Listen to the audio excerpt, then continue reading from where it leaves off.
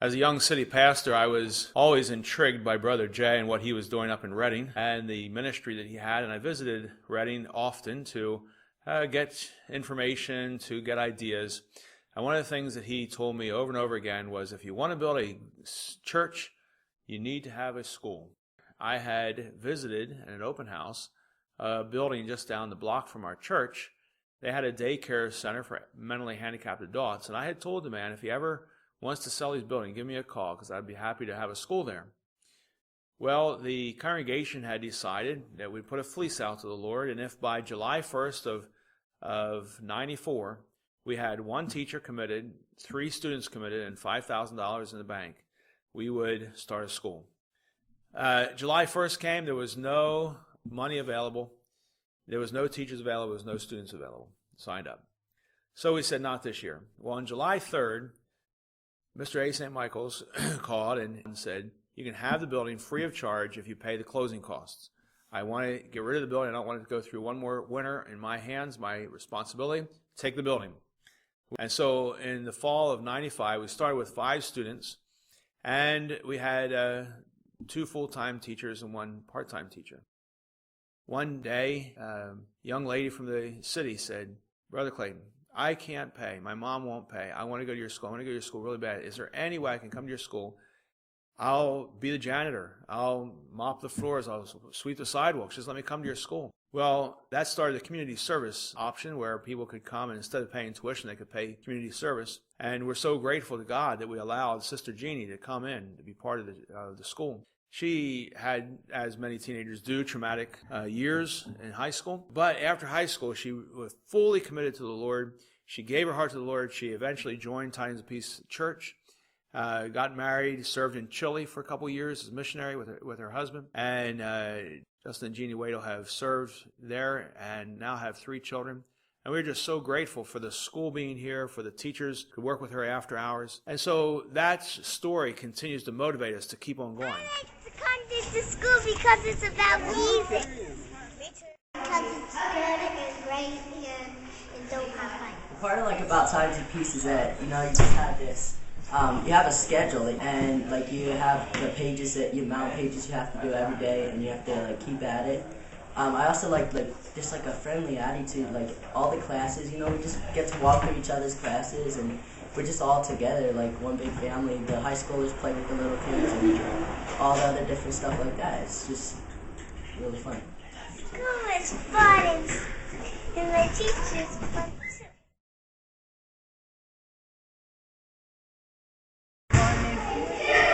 Morning, Mr. Carter.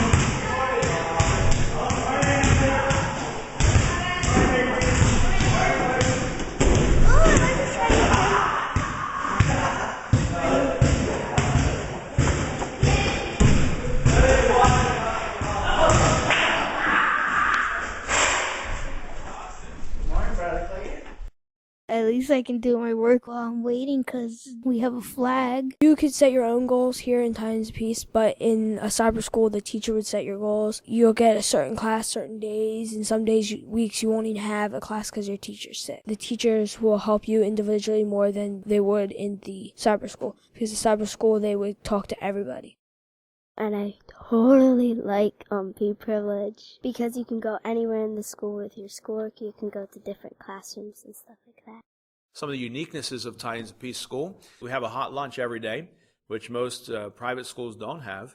We're grateful that Sister Angie, who became a member of the church, is now our cook, and she is faithful for the last 3 years in coming to cook and give fruit snack.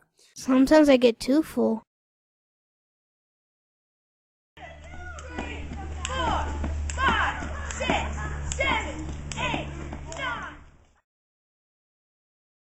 We also recognize that this is a spiritual battle. Satan wants these children to stay in the rut. He wants to keep them into the welfare system, the welfare mentality. We want to get children out of the welfare mentality. We want them to see the value of work and the value of earning their own money and spending their own money wisely. And so that's part of the Christian life. That's part of the Christianity that we teach them. Another uniqueness of Tidings of Peace School is that we have a trust fund for the students. We want to get them out of the welfare concept, welfare mentality. We want to teach them how to have their own businesses. And so we have a fund set aside when there's fundraisers and different aspects.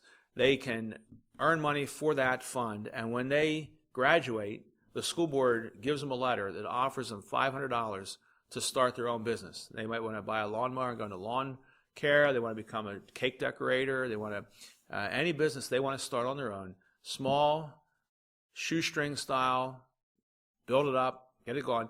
And they have 2 years from the date of graduation to present to the school board a plan how they're going to spend that $500.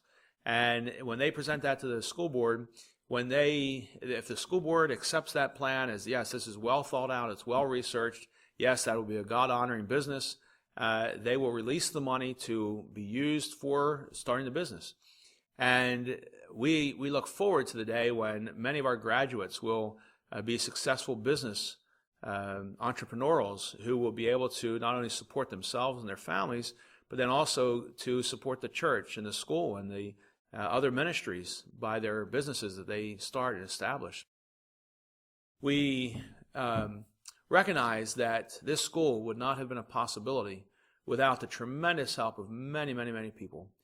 The school board, the number of men who have served on the school board over the years for a variety of length of times, the teaching staff, some who came to volunteer for several months, some who volunteered for 12 years.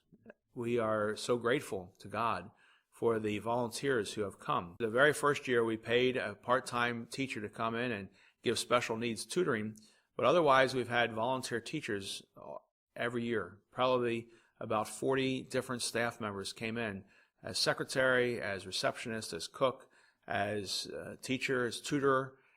We've been so grateful to God that He has raised up those individuals to help us and to help spread the gospel here in York.